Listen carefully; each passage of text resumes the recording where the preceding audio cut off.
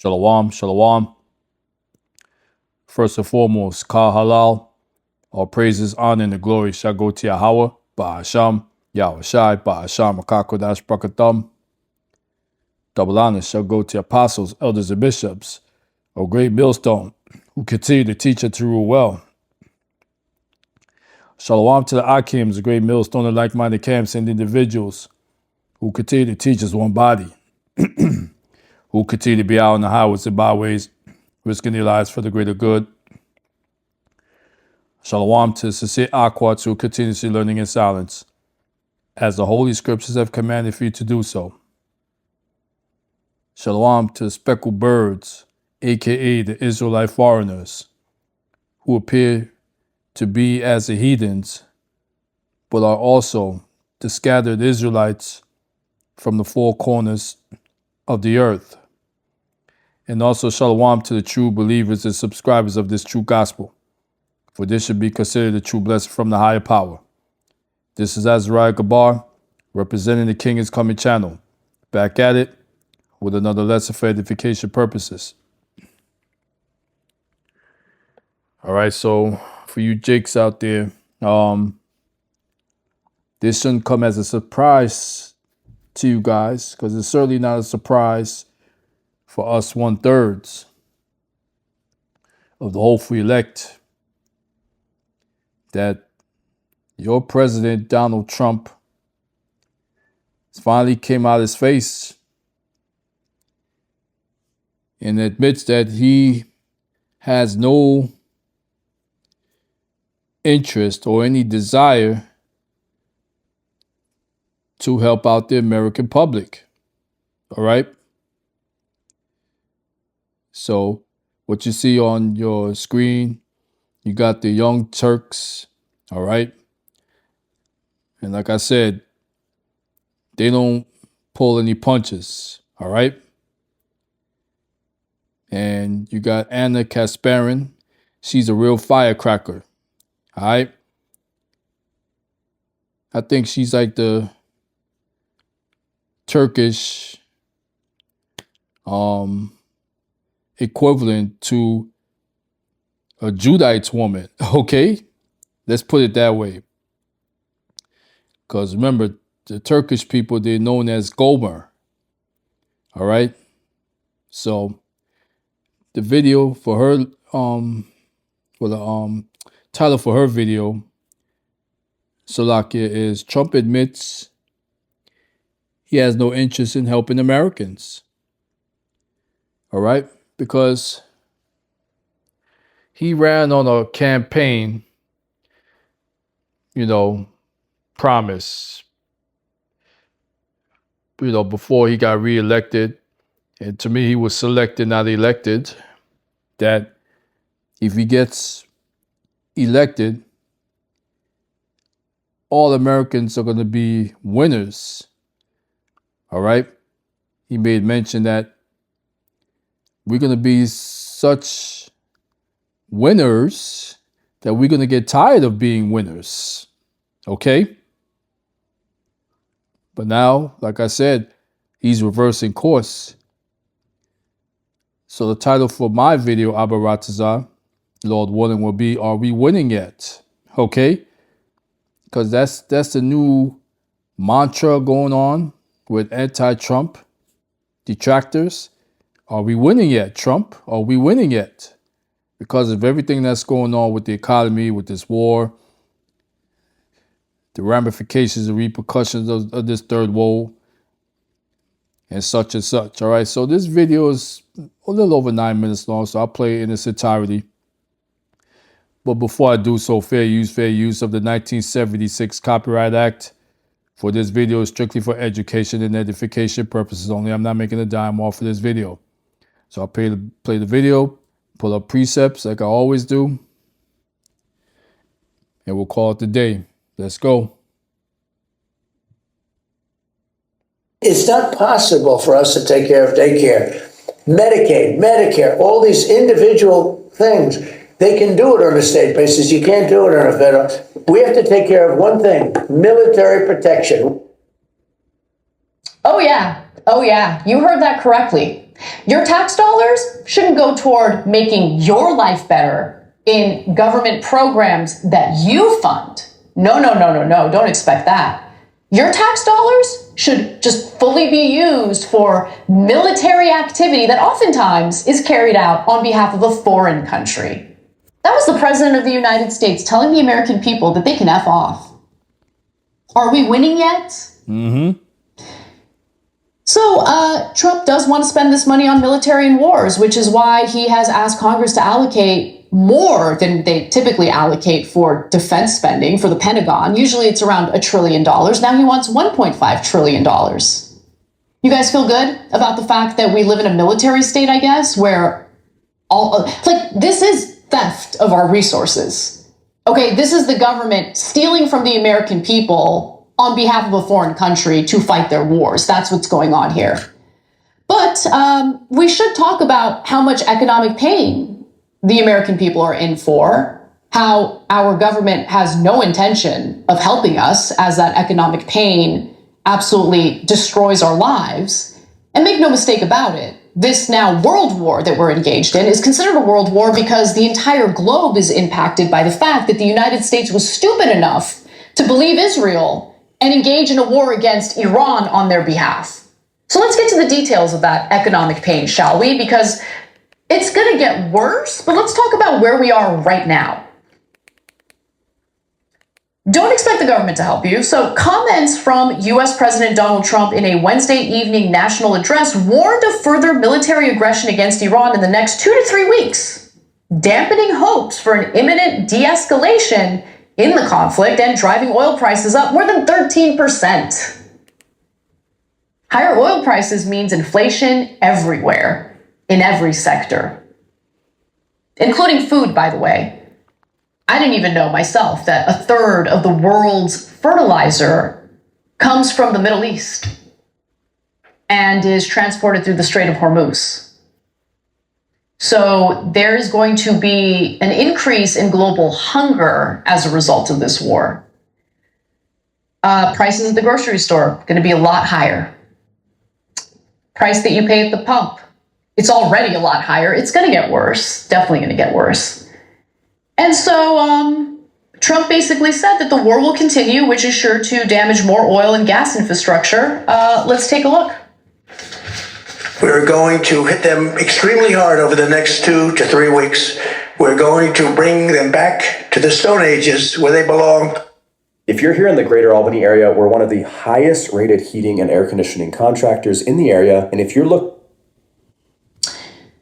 Now, prices eased a tiny bit following reports that Iran is working with Oman to draft protocols for monitoring transit through the Strait of Hormuz. Look, I'm just going to keep it 100 with especially our European allies. Okay, I would personally reach out to Iran and say, okay, let's make a deal. Distancing ourselves from the United States, let's make a deal, please. We'd like our tankers to pass through without getting attacked. What is the toll? What would you like us to pay? We need to increase. Let's stop right there. So you see, she has a point. She's on point with that. Because that will definitely tie into the biblical prophecy of the beast shall hate the whore. Because the American or Babylonian allies, to me, what they're going to do is they're going to do just that. They're going to go straight to the Persians and say, listen, whatever, you require of us to do, we will do. F Babylon. Okay, pretty much. F Babylon. We got to worry about our own people. You heard? And being that Iran is starting to allow other oil tankers from other nations other than Babylon and those small hatters to flow through Hormuz, what they're doing now is they are deactivating the petrodollar in the same process by requiring payments to be made in the Chinese yuan. All right? So this dummy Trump has really stepped in it this time. Let's continue. The energy supply. So if we can do that, by just going around the United States, which is a belligerent, bloodthirsty country, and I'm talking about our government, not the people, just cut the US out and immediately go to Iran and see if you can work out a deal, because the US isn't going to help you. In fact, Trump said he's not going to help you. Trump literally told our NATO allies, oh, you want the oil, go get it yourselves. Mm-hmm. Okay, great, then go get it yourselves. Obviously, don't exacerbate war. Only idiots would do that.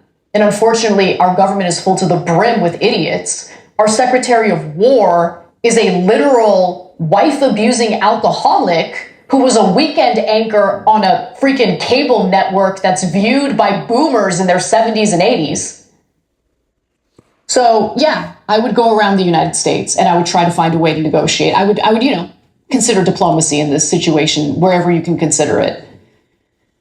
So prices eased a tiny bit after, Iran started working with Oman over some sort of protocol situation. A translation of IRNA's report said that tanker traffic in the key shipping channel, meaning the Strait of Hormuz, could resume if supervised and coordinated by the two countries, according to Kazem Garibaldadi, that's Iran's Deputy Foreign Minister of Legal and International Affairs.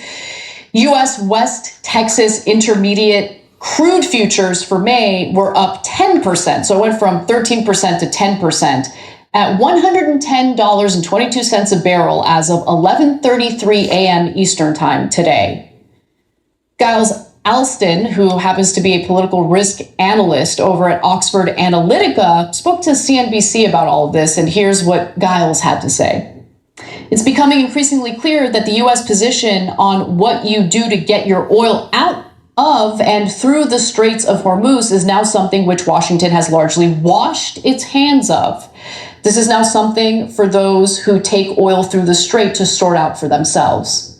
Yeah, so even this fancy schmancy political risk analyst agrees with me.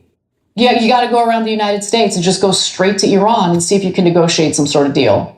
That's what our allies, our supposed allies, this is how we treat our allies, are supposed to do. Nonetheless, Trump refuses to take any responsibility for any of his screw-ups. Everyone knew that Iran was going to close the Strait of Hormuz as the only real leverage they have. That's where their power lies. And that's exactly what they did.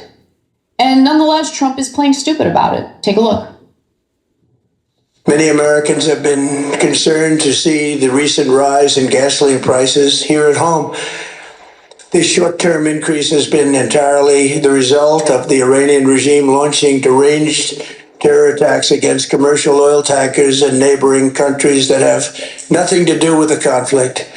This is yet more proof that Iran can never be trusted with nuclear weapons. They will use them, and they will use them quickly. And on top of that, he's delusional to boot.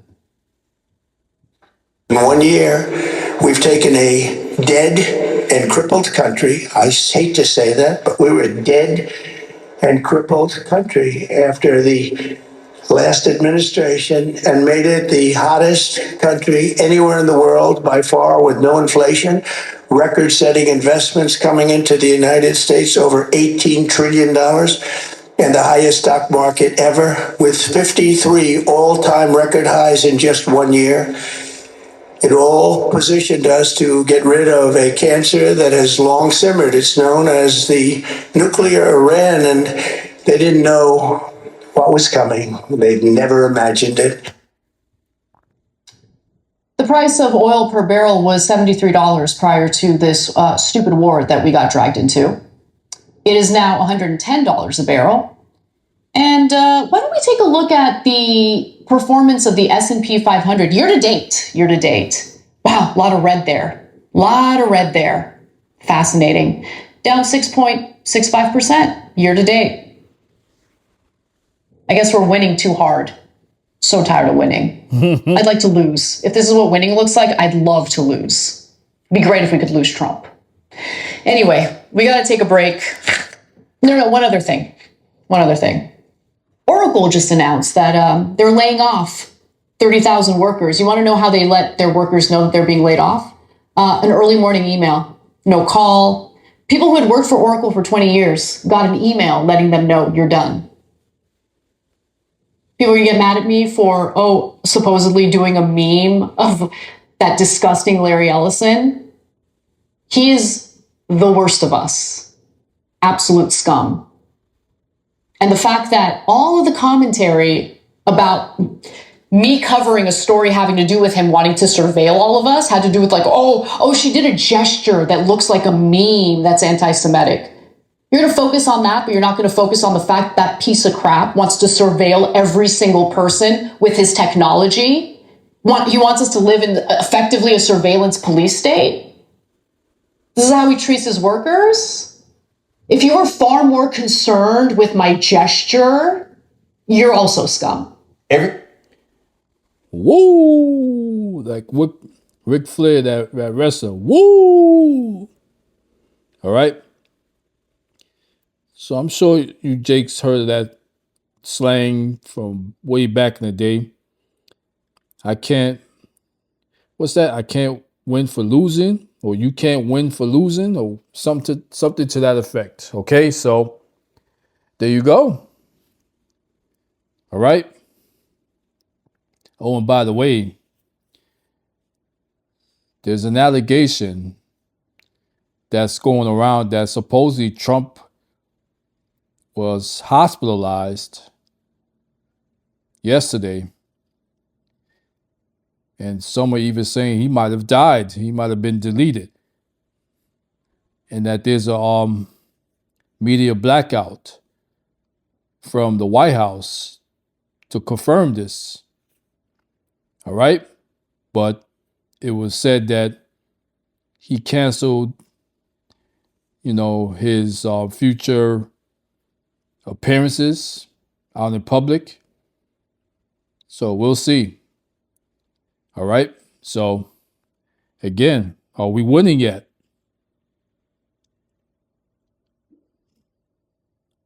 Because for us, 1/3 of the hopeful elect, we're already winning. Okay. We are already winning. We're winning this thing. All right. And we're going to be winning even more when Yahweh Shai HaMashiach make his triumphant return very soon. And the kingdom of Jacob is established forever and ever and ever. So let's go to the precepts. Matthew 24:7. These should be familiar to you Jakes by now. But it must be said. And it reads, for nation shall rise against nation, and kingdom against kingdom, and there shall be famines and pestilences and earthquakes in diverse places. All these things are happening right now. And it's going to even get worse. Verse 8, all these are the beginning of sorrows. All right, so for you 2/3, yes, these are the beginning of sorrows. But for us, hopeful 1/3 of the elect, nope. This is magical for us. This is what we want. If you're a true men, woman, and children of the Lord,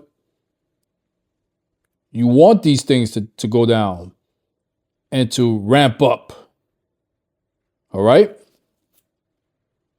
So, Proverbs 21:1. And it reads, the king's heart is in the hand of the Lord as the rivers of water. He turneth it whithersoever, Salakia, he will. So again, when it comes to Donald Trump, the Lord, is controlling this dude. He's controlling the Trumps and the Bill Gates and all these other elites. All right? That's what's going on.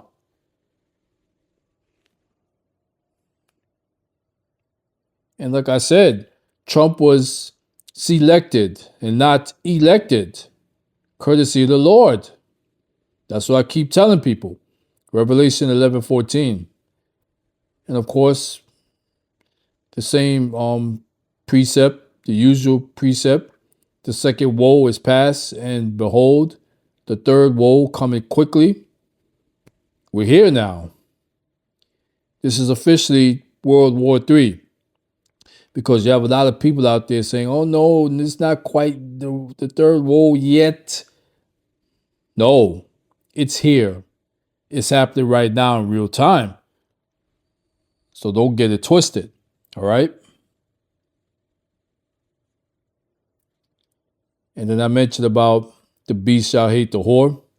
Revelation 17:16, it reads, and the 10 horns, which will be the 10 nations, which thou sawest upon the beast, these shall hate the whore, and shall make her desolate and naked, and shall eat her flesh and burn her with fire.